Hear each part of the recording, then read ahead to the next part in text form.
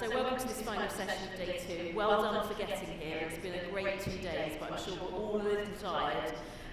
So we're going to explore, as Stephen said, the issue of navigating staffing challenges with purpose. Staffing remains one of the most complex and pressing challenges for schools and trusts, and ongoing financial constraints coupled with persistent recruitment and retention issues are straining our leaders' abilities to sustain and develop a skilled and motivated workforce. As schools review or redesign their people strategies, many leaders are questioning how to attract, retain and deploy the right talent to achieve their organisation's priorities. This session is going to explore the practical steps that schools and trust leaders can take to strengthen their personnel planning, from using the right data and metrics to aligning workforce decisions with long-term goals. We'll look at how culture, inclusion and diversity can contribute to organisational performance, and how strategic workforce planning can help our schools respond to financial and environmental pressures more effectively. With difficult staffing and structural decisions ahead, this session will help school business leaders and senior teams work together to ensure recruitment, redeployment and reorganisation decisions are made strategically and not reactively.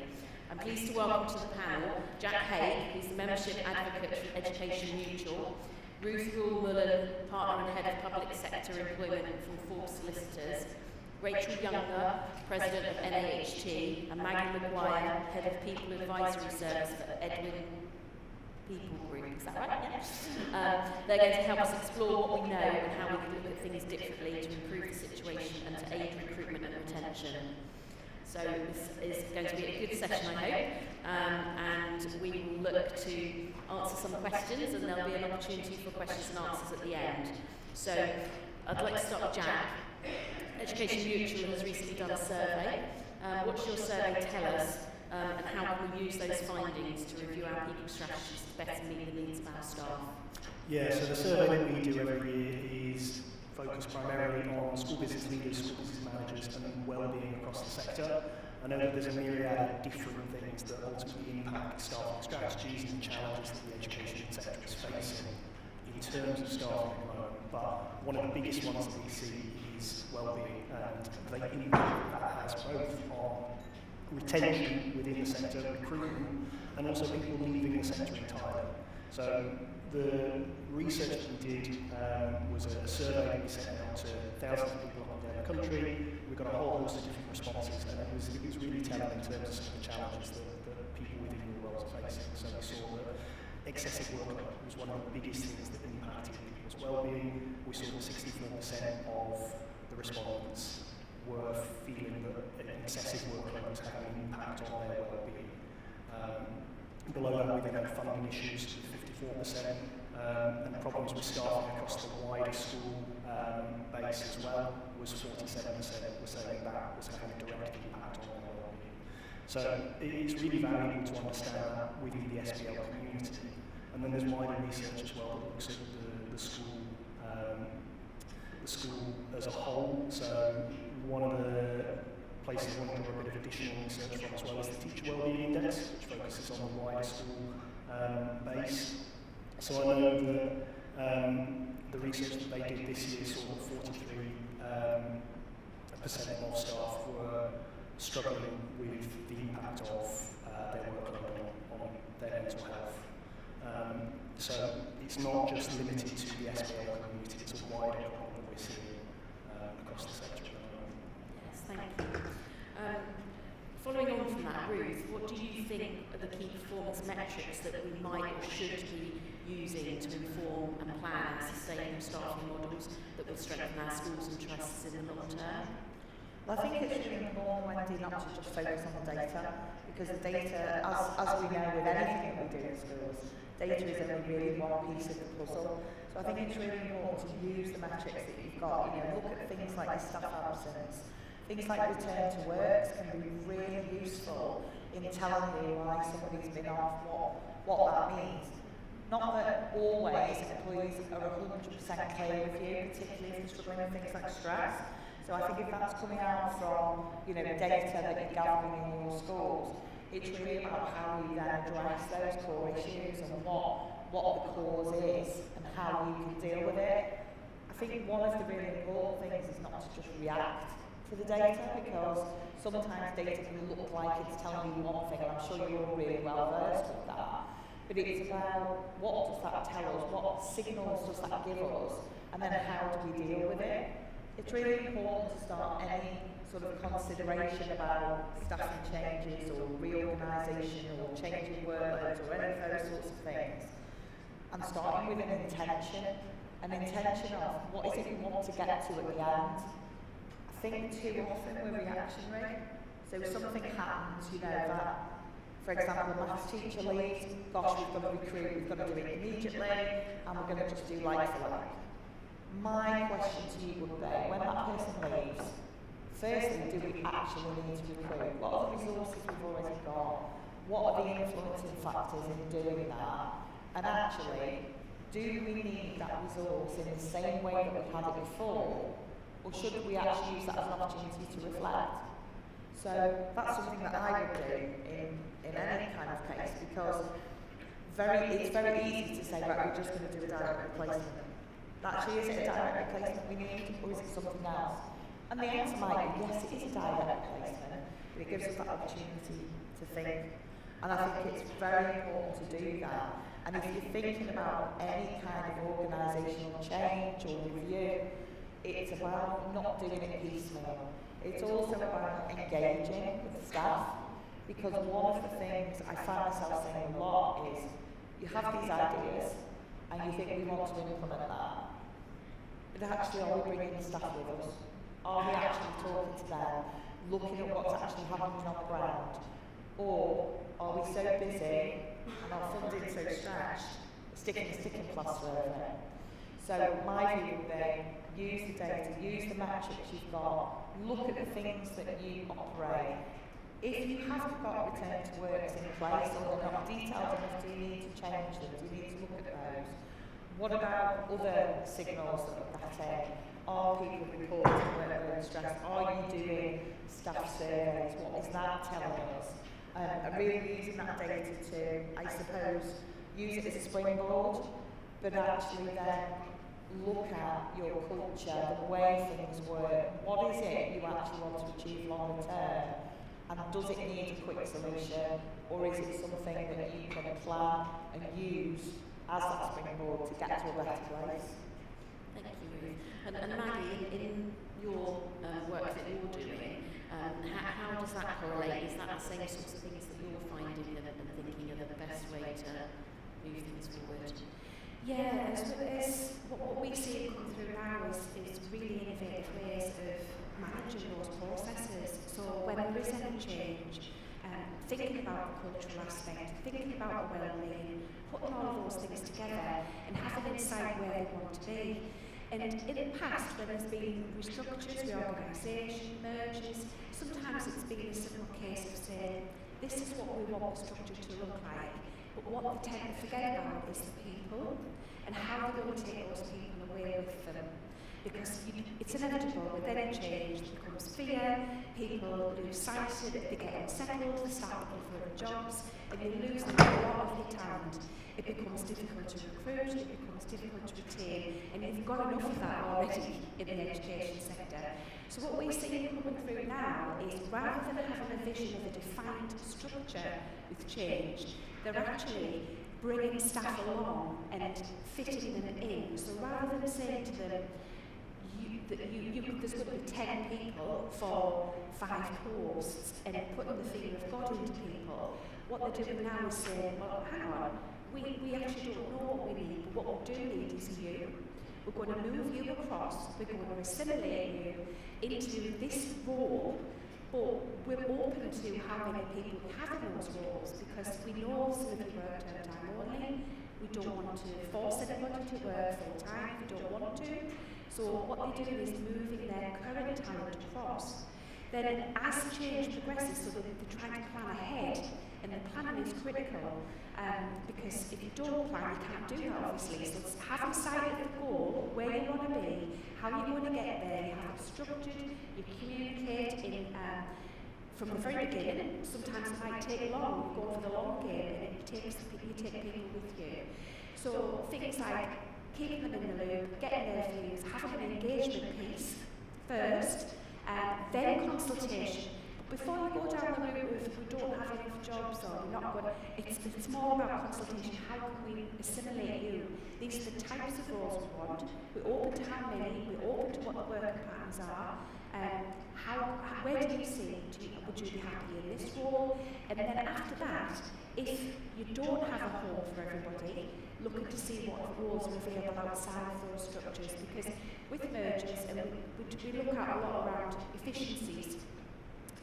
In many respects, what I see now is it's not so much around efficiencies for money, it's efficiencies of economies of scale and how we can redefine those roles. So rather than saying we need 10 finance assistants, 5 HR, 3 IT, or however many it is, it's just moving the staff across, seeing what you have, seeing how that works with the new way of working and centralising those functions, and then deciding there may actually be more opportunities, there may be vacancies. It's just sort of bringing your people with you, and we see a lot more of that happening now, which is really unusual because it's a long way of doing it, but it means that you're keeping your talent, you're keeping your culture which you love, and you're supporting them. People know you're taking them with you, they know they've all got a job. It's just a little bit uncertain. What am I going to do? Where am I going to fit? But it seems to be a much more emotionally responsive way of handling and bringing people with them. We're seeing more of that. That's really good and very positive for staff to feel that they're engaged with that process rather than it being done to them. So probably more likely to engage and be on the journey with you. So that's really positive. Less likely to resort to claims. Yes, and it does, absolutely. and in some ways, there's no right or wrong way of doing any change exercises, and you can't please all of the people all the time. So sometimes you're down if you do, sometimes you're down if you don't. But we're seeing more of that approach now, which is taking the longer haul, so it's well planned, well thought out. You could consult on a change within 4 to 6 weeks, but that's no time at all for people to get adjusted to that and get used to it. But then again, you can get criticism for taking your time, but like I say, you're down if you do, down if you don't. But what we are seeing is there's more thought put into it, and rather than looking for a quick fix, they're looking to see, well, how would it work? And being open to adapting and changing and responding and taking people with them, which is providing a lot of reassurance. Excellent, yeah, thank you. And Rachel, what are you seeing coming through as the challenges facing your members and that will impact their people strategies, and how can we look to better manage those? As people here will know, and some people here might be NAH team members, but the key issues are, underpinning everything, the F word, as I'm going to call it, funding. So, in a survey that we did within the last 12 months, only 1% of our members said that they have sufficient funding to meet the needs of all learners in their setting. And of those, all of the 99% of people that said they didn't have enough funding, the vast majority of those were talking about cutting staffing to meet, to make the books balance. And I'm sure people here are familiar with that. But as people have said, it's about relationships, it's about doing things in a timely manner, it's about good planning. So one thing I would say is not just involving staff, which is absolutely very key, but involve trade unions in those discussions as early as possible. And actually, don't just involve trade unions when there's a problem. So I am, as well as being a trade union official at a national level, I'm back in school now, I'm a school business manager as well full time, but I'm also a local trade union official in Blackpool where I am branch secretary in Blackpool. So I sit on joint negotiating committees with employers in Blackpool, so I meet with the local authority along with the other union reps, I meet with multi-academy trusts, the CEOs and HR teams, on a regular basis to chat through anything that's going on. So those joint negotiating committees are really key. If your employer hasn't got one of those, put one in place tomorrow. Well, not tomorrow, it's Saturday. On Monday. Get that started and get that in place, because building relationships between unions and employers is so key. And I think people, this might be a challenge to some people here in this room who maybe don't like dealing with trade unions, see them as problematic.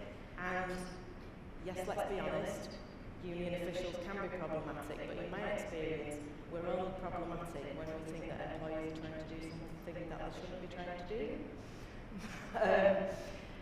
Or go about it in the wrong way. But those officials that you're dealing with are humans. They're representing their members who are humans, they are people, and they want to do the best for people.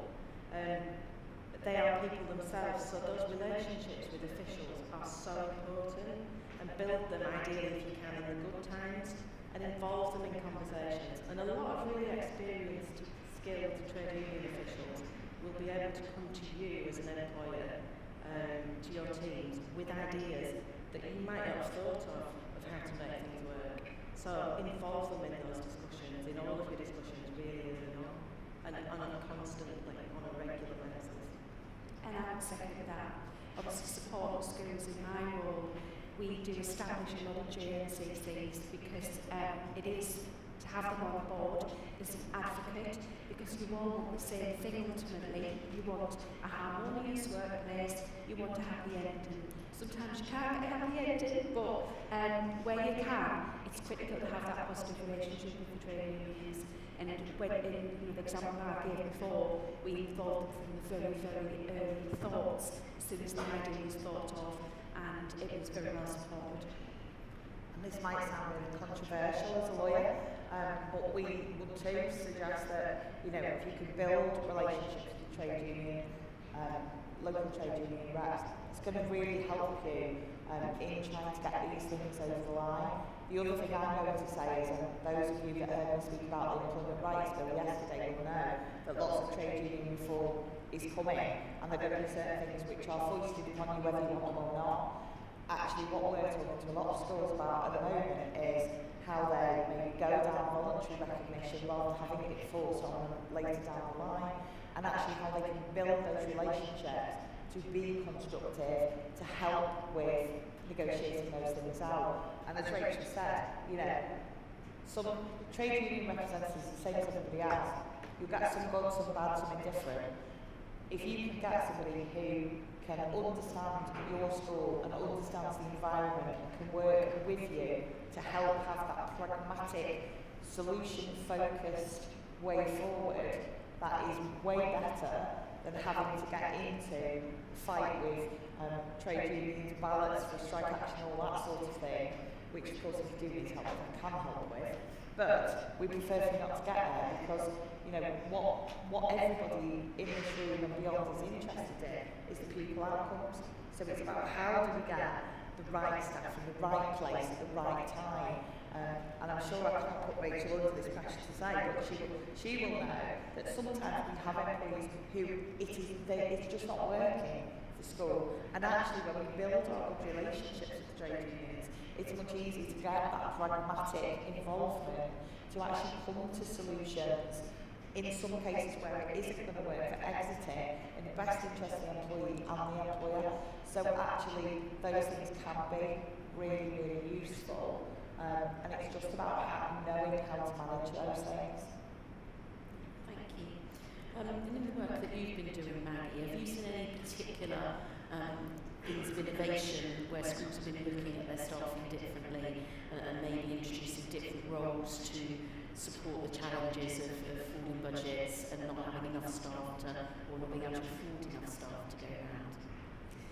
Yeah, the example I gave before was around how they are centralising functions to, rather than make financial savings, explore around efficiencies to make sure there's no duplication. Because as trusts grow, you're having lots of different teams. We have structures. You're going to have possibly 2 of everything on the C-suite level. You're going to have 10 of everything in each of the team, and it's how do you merge them and make the function better. Now,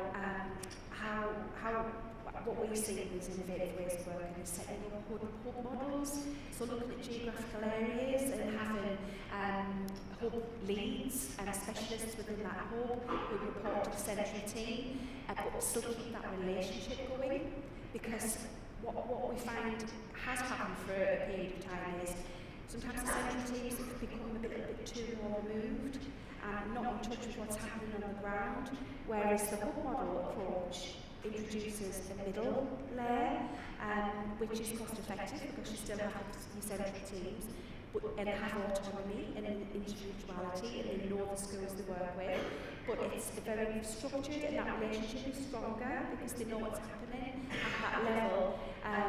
Because sometimes I think what I hear from employees is central team don't know anything, they're sat in their ivory towers, they haven't got a clue what's going on the ground. And this new way of working is becoming more and more popular, and it's proven. It doesn't always work for everybody, but if you get it right and you're bringing people with you as part of that process, then that is a good foundation and a very good way of getting those efficiencies without losing posts potentially.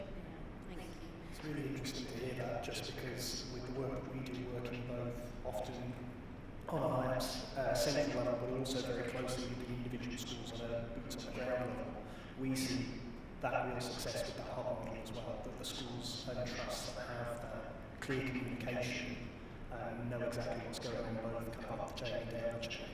It gives that real sense of belonging, sense of self to the trust and the schools, and we see that that has a direct impact on well-being, which then impacts kind of staffing challenges and things like that. So it's good to hear that that's rating across the sector. It definitely is, because sometimes the staff feel if they become a big trust, and that's what's happening now, there is a lot of pressure for them to become big trusts.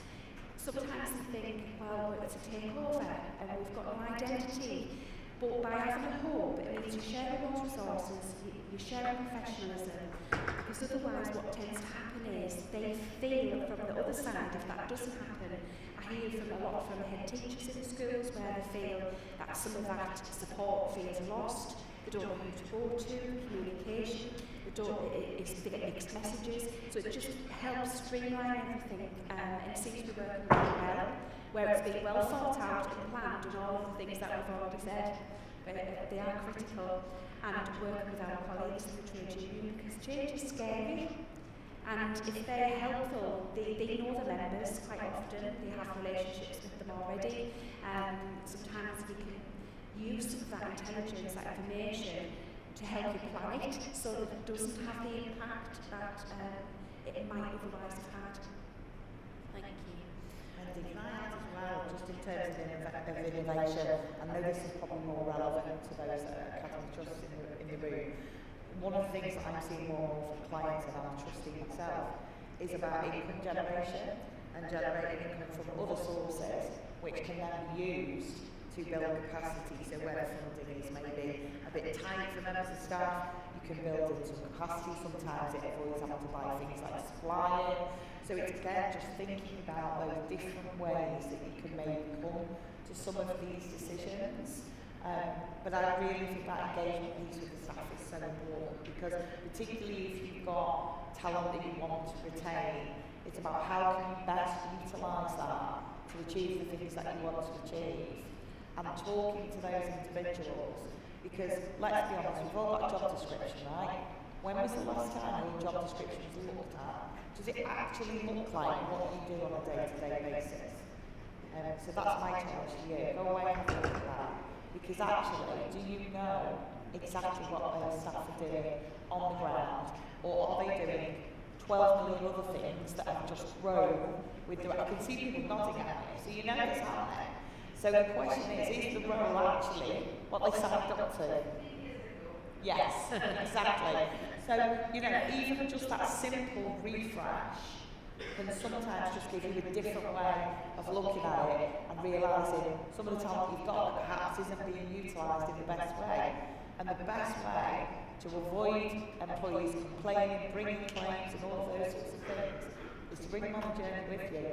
If they feel part of that change and part of that decision making, it makes a massive difference. That can be a really positive step that kind of schools and individuals can take. The survey that we did showed very clearly that one of the biggest challenges, especially for school business managers and school business leaders, was a lack of understanding the role and the additional bit of workload that has almost been accrued over the years and filled into that role just because there's nowhere else in the school that it really sits. And that can have a massive impact on well-being. And that filters down throughout the school and impacts the rest of the staffing and the challenges that you face there. So making sure that you take account of that, understand where the responsibilities and roles lie, both with yourself but also with your colleagues and the rest of the school, can really help with that impact of well-being. And how can we use well-being and our culture and organisation values to help us with that responsible decision making? You know, how do we actually make it work in practice? But I think well-being is a really vital part of any school or trust kind of strategy, especially when you're looking at the people strategy in terms of both retention, recruitment, and also kind of absence management. We've seen over the last few years, especially post-COVID, that absences have been on the rise, especially with kind of mental health and well-being related absences.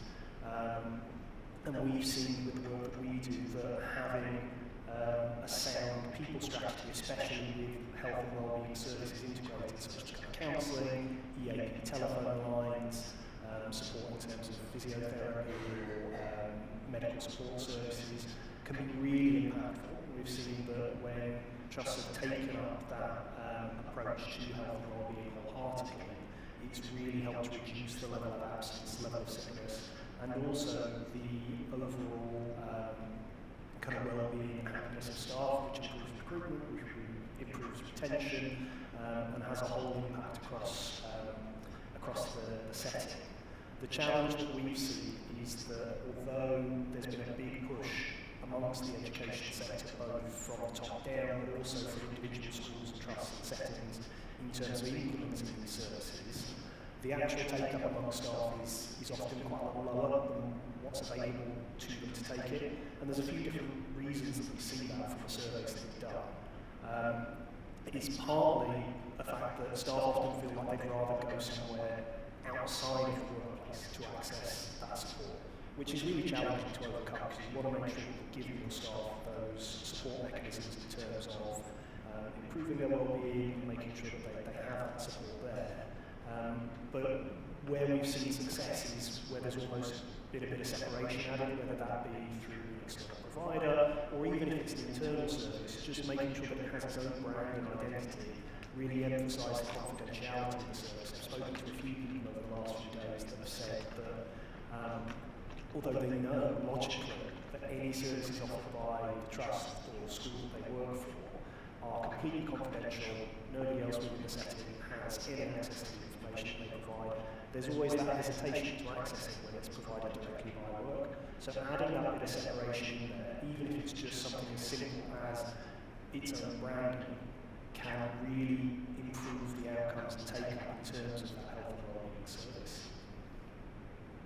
It's really interesting. Thank you, Jack. Can I just a minute? I was just thinking as we were talking that I think we use the word well-being often as not just in education as a country now. It's talked about a lot without a common understanding of what we mean always. So the health and wellbeing services that you talked about, counselling, physio, things like that, are really key, aren't they, in helping people back to work or stay in work without going off sick. And really important. I've seen those in my own school work really well. But also what's important, and it ties in I think with the keynote that we had first thing, is around workplace culture, psychological safety. So yes, we might be providing access to counselling, physio, etc. We might put cakes in the staff room on a Friday afternoon or whatever, and those sorts of things. But actually, they can look like lip service if that genuine culture isn't running through the school or the trust. And as leaders and managers, we're a really key part of making sure that culture, those values are really lived out, aren't we? And making sure that staff feel appreciated, understood, psychologically safe, like it's okay to come to work and say, do you know what, I'm having a really bad day today. I'm feeling a bit, I said this earlier this week, it's like, I'm just in a grump today, people, just in a grump. But it's okay, and then we all laugh about it. But you know, those things are absolutely key. Absolutely. and we spoke about culture earlier, didn't we? Yeah, it's not just about living and breathing the values, it's about challenging when people don't live up to those values. And I think that's something that we're all a bit fearful of. Yes. And I like to pretend I'm afraid of nothing. But when you hear a colleague perhaps say something or behave in a way that isn't in line with your values, do you challenge it? Or do you think, oh, I'll just wait, maybe someone else will deal with it? But that's really important because that reinforces a message that actually our values are mindful if we don't challenge it. And again, I know that can be really tricky, but it is just about reinforcing it. It's also about that communication piece, like you were saying about, how often do your leaders say, we've got the confidential counselling service, you know what, I've used it, it's really great and it's really going to help. Giving people that space to have someone to talk to know that if they come to you with an issue, you are going to deal with it. I've been in situations myself as a leader where I thought, that's a really tricky issue, and it's really uncomfortable, and I really don't want to have to tackle it. But actually, if I don't, I've got 10 other people looking at me waiting to see what I'm going to do with that. If I don't, they're going to think that I want to do what they need me to do. So sometimes that is tricky, and it's about making sure you've got that psychological safe space for yourselves. Have you got someone you can go to talk about those things, to support you? And you're going to have to make those difficult decisions. So I think it goes across the piece, and it includes all of you as well. It does, absolutely. And how are you finding things, Maggie? And I would say you need to do that, absolutely, but not just when things go bad. I think you need to do it all the time so it becomes normal, because otherwise it does look like tokenism. Because how often, and we do it with every process, every procedure, we always stick something on the end of the letter to say, just to remind you, here is the confidential counselling service, this is the code. But what about in staff briefings? Leaders really should be throughout, it should be threaded in everything that they do. It should be every introductory meeting, every briefing, every end of term meeting, every start of term session, to reinforce and say, do you know what, you're human and it's okay not to be okay, and if you're not okay, say so, because we all have bad days, and don't be afraid, no one's going to frown and go, oh, they're useless, or because that has happened, but we need to move away from that culture. We're a team and it's supporting everybody. So that's what I see happening more of, thankfully, but not enough. Yes. We need more. Yes, but that's the sort of thing that brings it to be our culture, because we're doing it all the time, every day, on the good days and the bad days, and then it just becomes the norm, and actually nobody knows anything different, because that's the way we work and we all care about each other. So thank you. So Ruth, how do you think that we can approach reorganisations in a strategic way in order to balance our financial constraints against the legal and our people considerations? It's a big piece that, and we've got not that long. But what I would say is, it's applying all of those things we've talked about. It's about starting with that intention. Where is it you want to get to? And how are you going to get there? And how quick do you need to get there? And how much money have you got? Because if you haven't got much money to start with, the last thing you want to do is get that process wrong, not bring your people with you, end up with the unions complaining at you, and those individuals bringing a complaint. So it's about getting communication is key to everything. It's about getting a contract, it's about getting a strategy, plan right, it's about getting a contract, it's about getting the time right, and then it's about applying those things in a sensible way and looking at the different options available to you.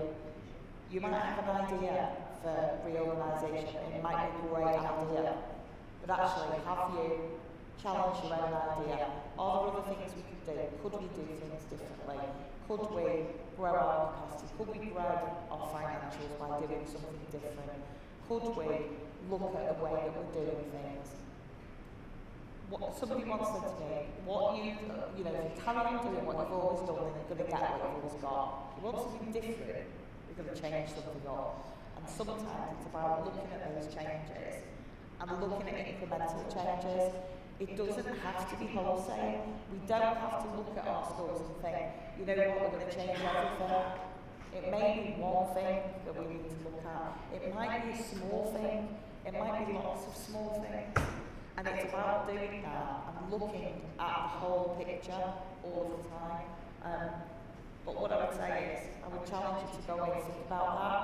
If you've got something where you're thinking, we need a plan, we need a change, have a good think about what are the options for that change. And you know what? Talk to each other. You're a fabulous network of people with lots of expertise between you, and lots of people that, you know, I've spoken to while I've been here, are doing different, great things. And actually, if we can get everybody talking about those things, that challenge of how can I do this differently will be easier. Yeah, absolutely. Thank you. Thank you for your time and your discussions. We have got about 12 minutes left if there are any questions from the floor for our panel today. There's one over there, if there's a mic somewhere. Thank you.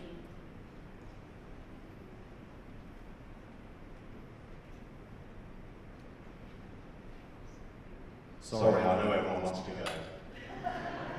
I found it quite interesting that there was a comment saying, you know, we must focus on the data, when actually the data for the people in this room is saying our workload is significant. And a lot of what's been said today is you need to go back and sort of add to the bucket. And even Rachel was saying that, you know, she went to work this week with a bit of rum and said, you know, I'm rum, but I bet there were still people coming to her, unloading their problems onto her, and her bucket growing. And I think one of the big aspects that we need to focus on for school business leaders or school business professionals is their welfare. Because they are the people that are really considering the welfare of others, and they're the last people to consider their own welfare. And my challenge is, if we don't look at the statistics, and we don't look at where the problem is, how is that problem going to be resolved? Well, I suppose what I said was, don't just look at the statistics, do look at the statistics and help with that. The other thing I'm going to say to all of you is something that I said a lot during COVID, and it's equally applicable now. You can't help anybody else if you don't put your own oxygen mask on. It's the first thing you're told to do when you're on a flight and there's an emergency. I'm saying don't do that in an emergency. Look after your own welfare first, because you are as important, if not more important, than all of those people that are coming to you and filling your bucket. So you're absolutely right, it's really important to look after yourselves and your well-being, make sure you're getting that support as well. Yes, thank you. Any other questions?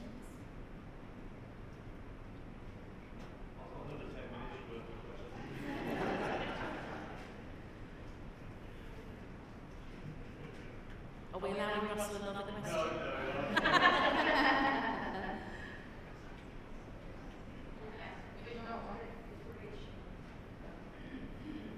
Sorry, Rachel, I would like to ask about the last budget that was last Wednesday and the changes to the unions going into more into workplaces. What do you think about that? Is it going to have a negative or a positive effect? Sorry, I didn't, it's a bit echoing, I didn't quite catch. Okay, the budget said that the unions are going to be more present in the workplace. So do you think that is going to be good or is it going to be, you know, no, I don't want to say bad thing because I'm for it, but what effect do you think that is going to have on the workplace for people? I suppose that depends on how everybody goes about it. I mean, I think trade unions are a brilliant thing, clearly. Else I wouldn't be in the position that I'm in.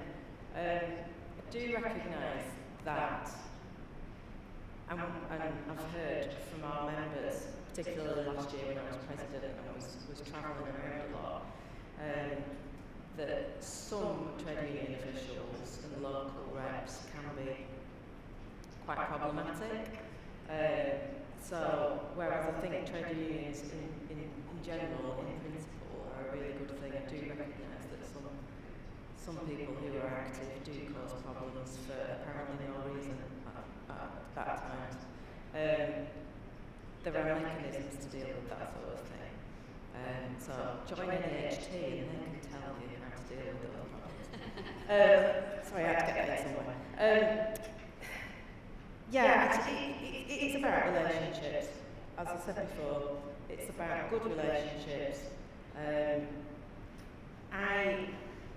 am part of a union, and I think it's a good thing to have that organisational structure and just keep talking to each other. I don't know if this is answering your question at all, but I'm just sort of going to talk about personal experience.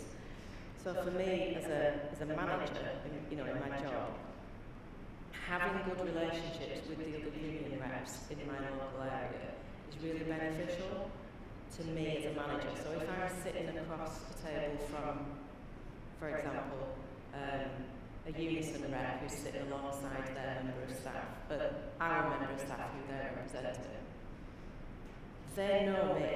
They know that I'm a decent person. And I think that a good trade union rep knows when the person that they're representing is not entirely telling the truth or might be problematic themselves.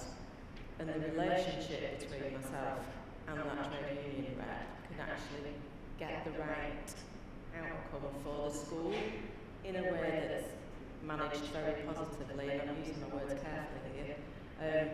But build relationships, they are really important and can really help you manage staff who are good and staff who are not so good in the way that with the outcomes that you would like to get for your school, for your children.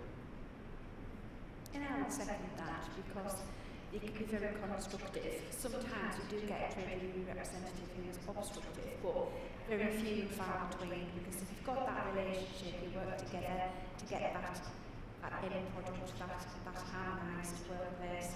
We all want the problem resolved, and we all want for everybody's, it's in everybody's interests. So working together is the best thing you can possibly do.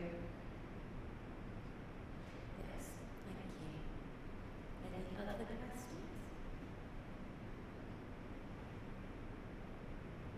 Thank you very much for your time this afternoon. Thank you. Thank you.